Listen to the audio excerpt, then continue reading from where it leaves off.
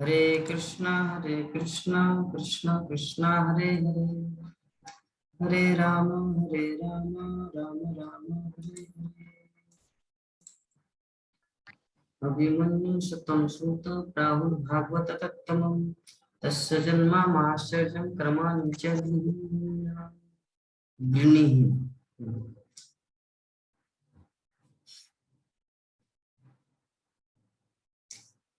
तो सौनकादि ऋषिगण यहाँ पर बोल रहे कि कहा जाता है कि महाराज परीक्षित उच्च कोटि के भागवत भक्त थे। जैसे उदाहरण स्वरूप हम लोग जैसे हमारे गुरुदेव का जब व्यास पूजा होता है, चाहे जयपताका का स्वामी गुरु महाराज हो, भक्ति चारू स्वामी गुरु महाराज हो, तो जैसे गुरु महाराज का व्यास पूजा है या प्रभुपाद, उदाहरण से प्रभुपाद का व्यास पूजा है, तो गुरु महाराज से हम लोग मिलते हैं। तो गुरु महाराज को पूछते हैं, अच्छा गुरु महाराज आप प्रभुपाद से जब मिले थे पहली बार, फिर क्या हुआ, कैसे आपको दीक्षा दिया, लाइक लाइक। तो ये जो उत्सुकता है, ये जो हम लोग सुनने के लिए उत्सुक थे कि प्रभुपाद कैसे थे, है ना, तो उसी प्रकार यहाँ पे सौनकादि ऋषिगण थोड़ा बहुत सुन के रखा था। यहाँ पे जो नैमिषारण्य के 88,000 ऋषि मुनि थोड़ा बहुत सुन के रखा था। क्या चीज सुन के रखा था? कि परीक्षित महाराज इस तरह के भगवत भक्त थे। परीक्षित महाराज इस तरह के भगवत भक्त थे जिन्होंने, मतलब उनका जो जन्म और कर्म अत्यंत आश्चर्यजनक थे। आश्चर्यजनक मतलब उदाहरण स्वरूप क्या बोलना चाह रहे, क्योंकि जन्मों के समय भगवान कृष्ण उनकी रक्षा की, है ना। अश्वत्थामा ने तो ऐसा बाण मारा था, ब्रह्मास्त्र, कि बचने का कोई चांस ही नहीं था, लेकिन फिर भी उनको बचाया गया। हाँ, जब उनका मृत्यु का खबर है, मतलब जब वो, मतलब जब उनके देह त्याग करने की बात आया, तो देह त्याग करने के समय अगर चाहते तो भगवान चाहते तो यूं ही उसको बचा सकते थे, लेकिन ऐसा हुआ नहीं, ऐसा हुआ नहीं। तो इसका कारण क्या है? मतलब जन्म कर्म, जैसे भगवान कृष्ण का जन्म कर्म दिव्यम है, जन्म कर्म च में दिव्यम, उसी प्रकार यहाँ पर सौनकादि ऋषिगण सूत गोस्वामी से पूछ रहे हैं कि कहा जाता है कि परीक्षित महाराज ऐसे ऐसे जिनका जन्म और कर्म अद्भुत है, और वो महान भक्त थे, उच्च कोटि के भगवत भक्त थे, ऐसा हम लोग को सुनने को मिला है। तो सूत गोस्वामी अभी एक एक करके जवाब देंगे। तो श्रील प्रभुपाद तात्पर्य में लिख रहे हैं कि महाराज परीक्षित का जन्म आश्चर्यजनक है, क्योंकि भगवान श्री कृष्ण ने उनकी रक्षा उनके माता के गर्भ में की थी। हम लोग को पता है कि अश्वत्थामा जो है ना, अश्वत्थामा किसका पुत्र है? द्रोणाचार्य का। तो द्रोणाचार्य के पुत्र अश्वत्थामा ऐसा क्यों करना चाह रहे थे कि पूरा पांडवों को वंश खलास समाप्त कर देना चाह रहे थे? क्यों? उन उद्देश्य क्या था? उद्देश्य यही था, जब द्रोणाचार्य को जब पुत्र हुआ अश्वत्थामा, छोटा सा बालक, तो दूध उनके पत्नी के, मतलब स्तन में दूध नहीं आते थे, और गरीब ब्राह्मण ने दूध खरीदने का पैसा भी नहीं था। तो क्या करते थे अश्वत्थामा की माँ? आटा है ना, आटा को पानी में घोलकर दूध बनाते थे, और बच्चा दूध समझकर उसको पीते थे। तो वो चीज देखा द्रोणाचार्य। द्रोणाचार्य जी इस चीज के बारे में ज्ञान नहीं था कि मेरी पत्नी के स्तन में दूध नहीं आता, लाइक लाइक दैट। लेकिन जब उन्होंने ऐसा एक दिन देखा कि मेरे बच्चे के मन को भुलाने के लिए, मतलब आटा को घोलकर, प्राण मोहन सिंह प्रभु जी अटेंशन प्लीज हियर, मैं प्रश्न पूछूंगा लास्ट में, क्लास सुनना एकदम सीरियस भाव से। तो द्रोणाचार्य ने सोचा कि ऐसे कब तक चलेगा। तब उन्होंने अपने परिवार, पूरा अपना परिवार, बच्चे सबको लेकर आए यहाँ पर कुरुओं के समाज में, हस्तिनापुर। भीष्मदेव से मिले। तब उन्होंने बोला कि ठीक है, हमारे जो जितने सारे बालक हैं, भीम अर्जुन, वो जो आएगा, या वो राजकुमारों को आपको शिक्षा देना है, धनुर्विद्या, ये जो जो विद्या आपके पास है, आपको सैलरी दिया जाएगा आपके परिवार के पालन पोषण करने के लिए। तो वैसे समय में एक विपत्ति के घड़ी में भीष्मदेव ने द्रोणाचार्य को स्थान दिया था। तो द्रोणाचार्य का पुत्र अश्वत्थामा को ये चीज ज्ञात हुआ बहुत दिन बाद कि दुर्योधन या हमारे जो कुरु वंश है, कितना ऋण हमारे ऊपर है, इस ऋण को कैसे चुकाऊं। भावना से, ऐसी भावना से, क्योंकि सब कुछ तो मर गए, दुर्योधन बाकी सब 100 भाई मर गए, तो अभी कैसे किया जाए। तो एक ही वंश प्रदीप है, क्योंकि 5 पांडव तो चले गए स्वर्गारोहण, है ना, युधिष्ठिर महाराज सर मतलब भगवत धाम चले गए, और बाकी तो एक एक करके बद्रीनाथ, कोई केदारनाथ, कोई गंगोत्री, कोई जमुनोत्री, इस तरह करके अपने शरीर को त्याग दिए। तो अभी अभिमन्यु तो पहले ही मर चुका है चक्रव्यूह में। तो उत्तरा के गर्भ में था परीक्षित महाराज। ये सब घटना आएगा हमारे आगे श्रीमद् भागवतम के दूसरे जो अध्याय है। उत्तरा के गर्भ में था परीक्षित महाराज। तो परीक्षित का एक दूसरा नाम है विष्णुरात। विष्णुरात का अर्थ होता है वो जो भगवान विष्णु जिनकी रक्षा करे, उसको कहा जाता है विष्णुरात। तो परीक्षित महाराज मरने वाले थे, क्योंकि ब्रह्मास्त्र एक ऐसा अस्त्र है जिसको रिटर्न नहीं किया जा सकता, वापस नहीं लाया जा सकता। तो भगवान विष्णु उत्तरा के गर्भ में पूरी तरह से कोभर बन गए और परीक्षित महाराज को बचाया।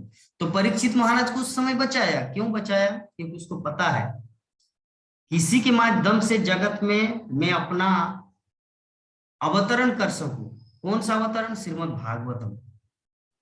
श्रीमद् भागवतम के रूप में इनके द्वारा सारे जगत में मैं अपने आप को अवतरण कर सकता हूं, इसीलिए उन्होंने अपनी भक्त की रक्षा की।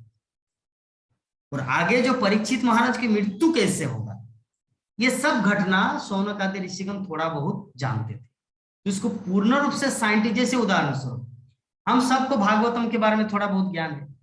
हम लोग अपने अपने घर में या तो सीरियल में देखे हैं, श्री कृष्ण सीरियल में, या घर में भगवत गीता है, गीता प्रेस बुक पढ़ के कुछ ना सबको आइडिया है। लेकिन फिर भी हम लोग एवरीडे जूम क्लास में भागवतम कथा क्यों सुनते हैं? सुनते हैं इसलिए ताकि वो पूरी तरह से क्लियर हो जाए एक्चुअली भागवतम में क्या विषय वस्तु। तो वही चीज यहाँ पे शौनक आदि ऋषिगण सूत गोस्वामी से पूछ रहे हैं कि कहा जाता है, हमने सुना है कि परीक्षित महाराज ऐसे ऐसे लाइक दैट था। तो अब सूत गोस्वामी एक एक करके उसका, नारद मुनि का, व्यास देव का, परीक्षित महाराज का, सुखदेव गोस्वामी, तो सब कुछ वर्णन करें।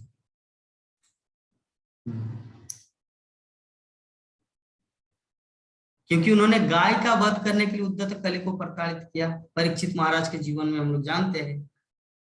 हाँ, गाय मतलब पृथ्वी माता और गाय का अर्थ होता है एक अबला पशु। तो कली एक राजा की भांति, एक राजा जैसा दिखता है, यद्यपि राजा नहीं है।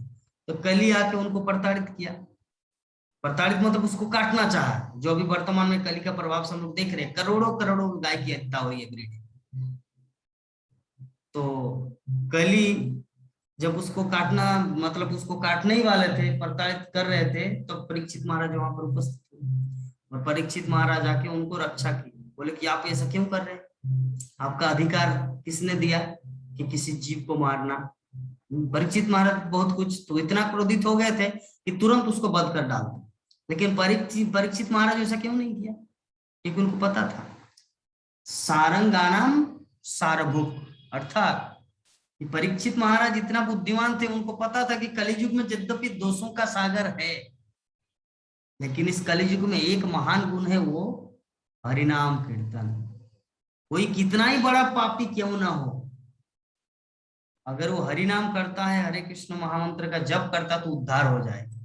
इस कलियुग में ये लाभ। तो परीक्षित महाराज इस चीज को देखा तो जिसके कारण ही तो कली को स्थान दिया, नहीं तो कली आ ही नहीं पाते, क्योंकि परीक्षित महाराज के पास इतना शक्ति था कि कली तो हाथ जोड़ के एक नौकर की भांति, गुलाम की भांति उनके चरणों में गिड़गिड़ाते कि मुझे किस स्थान दो। मांसाहार, वेश्यालय, जुआ खाना, विभिन्न जगहों में स्थान दिया, बोले कि और एक जगह, जैसे नौकर जो होता है ना, मालिक के सामने गिड़गिड़ाते, प्लीज मुझे आप अपने नौकरी में रख लीजिए, अपने काम में रख लीजिए। तो वैसे ही था कली, जो पूरे जगत में हम लोग जब कली का प्रताड़ना देख रहे हैं, तो इससे भी महान योद्धा या महान शक्तिशाली थे परीक्षित महाराज। तो ऐसे परीक्षित महाराज का जो जीवन कहानी आप हमें श्रवण कराएंगे। सोनो का दे ऋषिगण शुद्ध गोस्वामी से पूछे।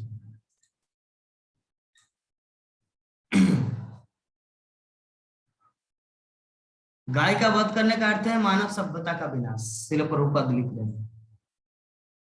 गाय मतलब होते माता।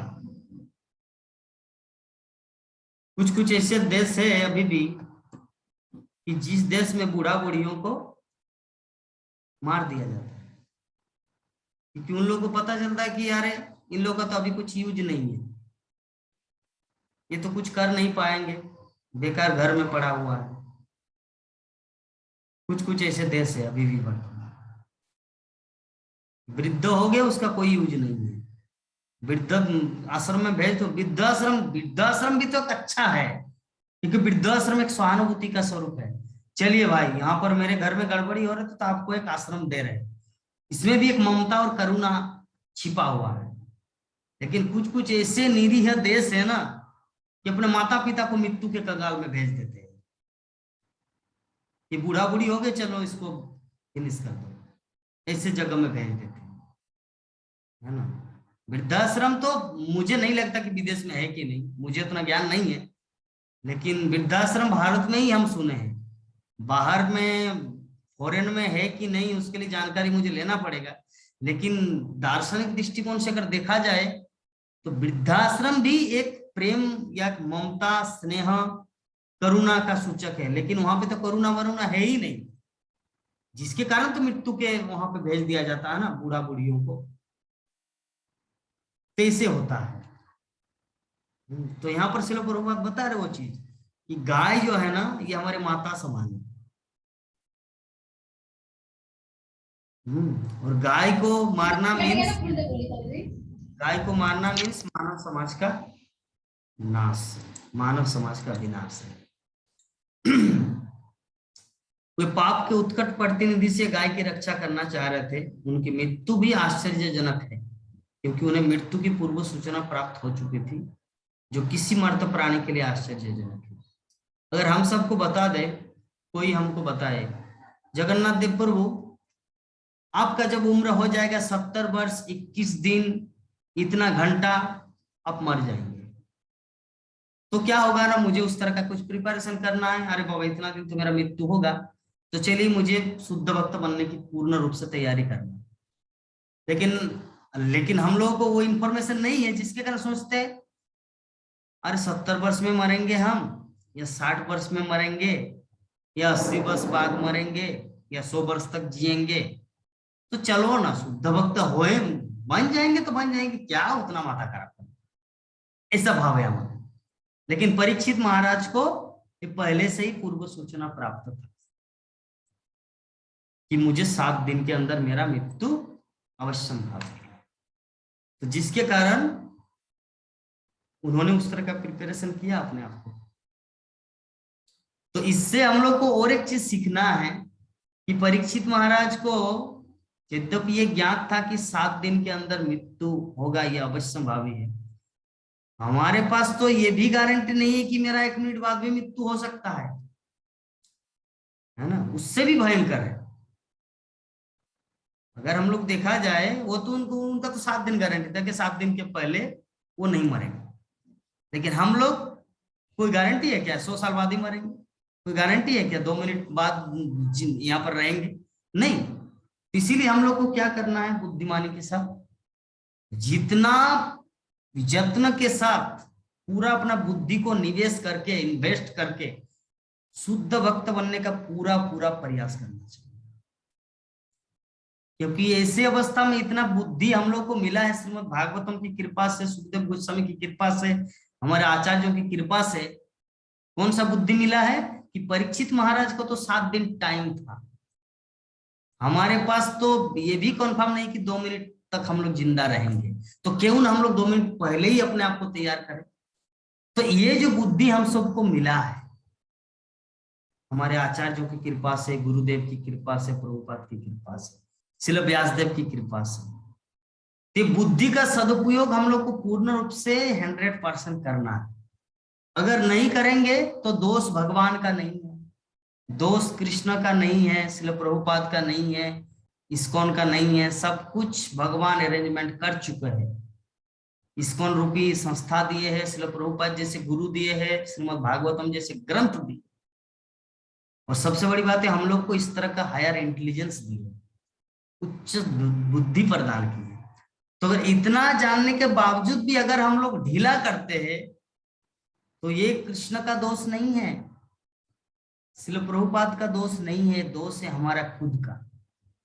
इसीलिए हम लोग को क्या करना है, अपने आप को जागृत करना है, जगाना है अपने आप को। और अपने आप को जगाने का सर्वश्रेष्ठ उपाय यही है, नित्यम भागवत सेवया। जब हम लोग रोज श्रीमद् भागवत की कक्षा में आएंगे, श्रीमद् भागवत की कथा श्रवण करेंगे, तो स्वतः हमारे हृदय में वो आत्मज्ञान प्रकाशित होगा, और हृदय में या शुद्ध भक्ति करने के लिए जो जो सामग्री है वो सब कुछ हम लोग को श्रीमद् भागवतम की कक्षा में मिलेगा, है ना।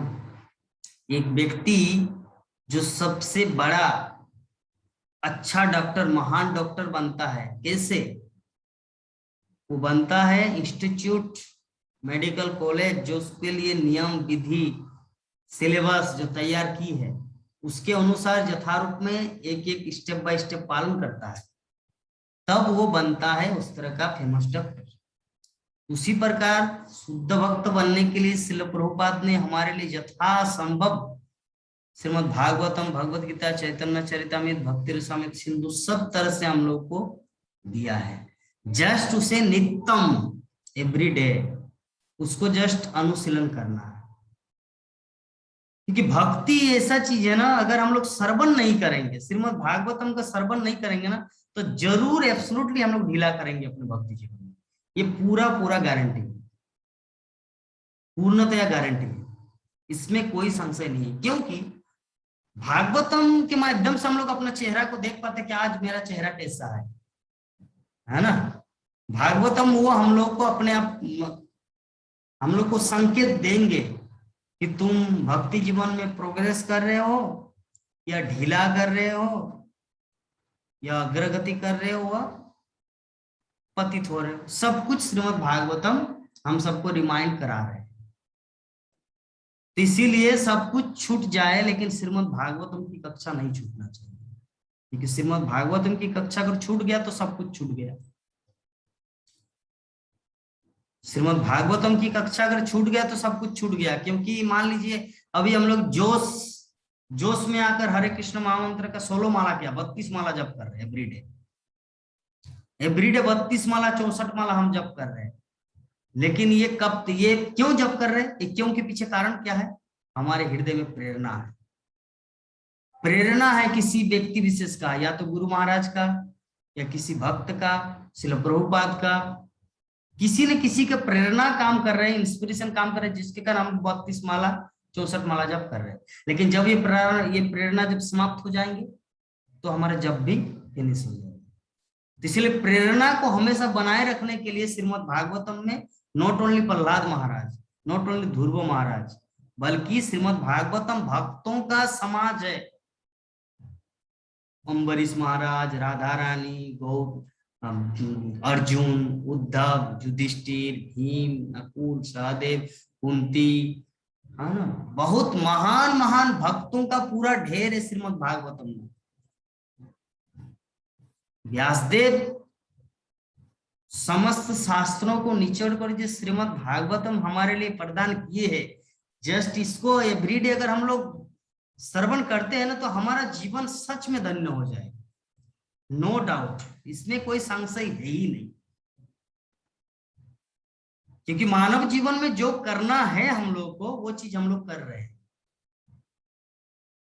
स्वर्ग के निवासी लालायित रहते हैं श्रीमद् भागवतम की कथा सुनने के लिए। सुखदेव गोस्वामी सुना रहे थे परीक्षित महाराज को, तो पूरा अमृत का कलश लेकर आया था कि ये लो अमृत, इन लोगों को पिला दो और हमारे लिए श्रीमद् भागवतम की कथा सुनाओ।